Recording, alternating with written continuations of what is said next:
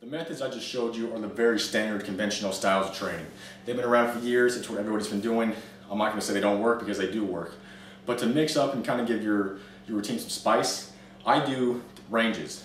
Now ranges have been around, for years. I mean, they were around during my parents' time when they were training. Basically, ranges you got top range, you got middle range, you got bottom range, and you got full range. Full range is basically the standard exercise itself. Full range is starting here, coming down to here, and going back up. The full range of the movement. Top range is basically different. You're going to start at the top, come down about a fourth of the way, and then press back up. It's not, the range of motion is obviously a lot less, but this is where you can kind of load up the weight, because you can start here, and since you're not coming down that far, you can really load up the weight on this exercise. And just like that. Now this is the way I've been doing it for a while. I've been taught this. I don't do it with every exercise. Like I said, there are different ranges. I'm going to get to that in just a sec. But to definitely have some variety in your routine with whatever exercise you do is great. You can do these at different ranges with virtually every exercise you do. And like I said, I don't take credit for these ranges because they've been around for years. It's just they're kind of underrated. A lot of people don't tend to use them, but it's a very unique way of training. And some of you guys may have seen my other videos, my bicep curl exercises, doing the preacher curls or the shoulder flies. I do perform the ranges in there just to show you guys kind of what I was doing then. But basically, that's top range. Middle range, it's start about a fourth of the way and come down about halfway. Just like that. Middle range is really what builds the muscle because there really is no rest period with middle range. I mean, you can definitely feel all the pressure and all the stress in the muscle through middle range. So basically, that's kind of the one that builds the muscle. And basically, like I said, you got three ranges. You got the different ranges. You got bottom range now, and you basically kind of get that rest period at the bottom. That's all right. If you come down here, you're getting that rest period. If you come chin low, not so much the rest period. But come up, come down fully, and go up about a fourth of the way, just like the top movement. Just a little different, kind of like the reverse style. Now basically guys, doing full range is alright, it's good, especially for beginners. You gotta learn to crawl before you can walk. So do the conventional style for now. Once you get comfortable with it, definitely start incorporating some of these ranges in, because you're gonna notice that your focus is a lot greater when you're trying to focus on these ranges, because it's no longer just doing this and that. You gotta figure out, okay, when am I gonna stop here? When am I gonna press back up? So your focus for the exercise is going to be that much greater because you're doing these ranges. Like I said, you don't necessarily have to have a routine for these. It's just kind of something, I throw around in during my workouts. I'll do maybe middle range for one exercise and then top range, and I just mix it up. Full range, middle range, top range, bottom range. I mean, like I said, guys, just have variety in it and make sure you're definitely mixing up your routine. Variety is the spice of life. That's what's going to get you results by constantly changing up your routine. So give those a shot, guys. I'm going to show you the ranges with some of the other exercise, but first I got to show you the conventional ways so you guys get an understanding of basically how to do them in the first place. The ranges for these exercises are really the same thing. I mean, it's the same movement. For shoulder press, like I said, you're just using dumbbells instead of a barbell. The top range movement is going to go like that, just to get pressure, put tension on it. Middle range, same thing there. Bottom range. And full range.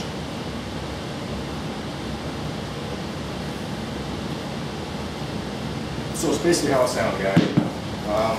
And the great thing is you're kind of going to be able to mix up your weights, what weight you're going to be able to use with the ranges you use. I mean, for example, when you're doing top range, you're going to be able to pile a lot more weight on there, because the movement is, the range is so little. You're only coming down this far, and it's a very unique way of approaching your training. Because you're definitely going to get a pump from it, you're definitely going to see results because it's been working for me for a while, and it's a very unique way for going body training. Alright guys, the next exercise is upright rows. Once again, there are ways to cheat on this exercise, just like every exercise. With shoulder press, you can use your legs to kind of get momentum, or you can arch your back. Basically, one thing I want to add with shoulder press is there are variations with it. Not dumbbell, not barbell, that's not what I'm referring to. I'm talking about things like push press. It's basically the same movement as shoulder press, except you were doing it standing up and you use momentum to shift the weight up. You're able to use a lot more weight, and the form is less strict. And that's basically for when you're doing training for something like football or wrestling. I used to do a lot when I was wrestling. It's an explosive movement. Basically what I do for bodybuilding is military press is probably the better way to put it. It's where the form is more strict, and that's really what builds the mass, the bulk of the shoulders.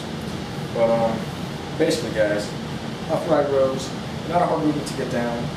And this is basically what it looks like. You're going to start here. Your hands about shoulder width apart. You can do it closer. Actually, traditional ways to do it closer. I mix it up. But basically, we're going to start here and basically bring the weight up. And what your goal is to get your elbows higher than your hands. Get your elbows as high as you can. This definitely also works the traps as a secondary muscle, but it does tend to work the front deltoid again. Now, ways to cheat on this exercise, you can kind of bend down and use momentum to get it up. And I've done that before when I'm using too heavy a weight. Basically though, what you want to do is keep your back straight and bring the weight up like that. It's not too hard, but you want to be careful because you can definitely hurt yourself if you use bad form. I've definitely been on the verge of getting a back injury from doing this because I do kind of swing the weight at times. Like I said, just try not to make that mistake. Keep form, keep your back straight, and bring it up. Elbows higher than your hands. And the same movement applies when your hands are closer. Just like that, and like I said, traps are a secondary muscle for this exercise. Alright guys, same exercise, upright rows, just with dumbbells. The good thing about dumbbells is you don't have to worry about your hand placement because you really got no option here. But same movement guys, keep your back straight, and bring the weights up as high as you can. Elbows gotta be higher than hands, and come back down. Very simple. Like I said, it's one of those exercises that you really can't hurt yourself on because if you use too heavy weight, you can definitely feel a strain in your back, and you want to make sure your elbows are higher than your hands. I know I'm stressing that a lot, but it's very important to get the full potential out of this exercise. Alright guys, like I said, once you get the standard movement down for the exercise, just the full range movement coming up and coming down, then start adding the ranges in and kind of spice it up a bit, mix it up. And basically guys, the ranges are all relatively the same. You know, you've got middle range, top range, bottom range. The only difference are the exercises, that's the only thing that changes. You know, bottom range, you're going to start here, come up. And this is where you can kind of load on the weight because the movement is very light. So you come up that far, that's bottom range. Middle range, just like that. There's basically no rest period when you go middle range. You got tension in the muscle the whole time. And of course, top range. Here, go down about a fourth of the way and bring it back up. Definitely feel the pressure in your shoulders. Definitely feel the good pressure, the good stress that you want to build the muscle. I can also feel it on my traps when I'm doing that, especially top range, because basically the pressure on the traps are there the whole time. So you don't really get a rest period for your traps when you're doing this exercise. And the same thing with dumbbells, like I said, coming up about a fourth of the way, bottom range, going back down for middle range. Start about a fourth of the way and come up about halfway, like that. And of course, top range, about 3/4 of the way, and get up to the full range of the movement right there, right at the top. And of course, full range, which I already discussed with you guys.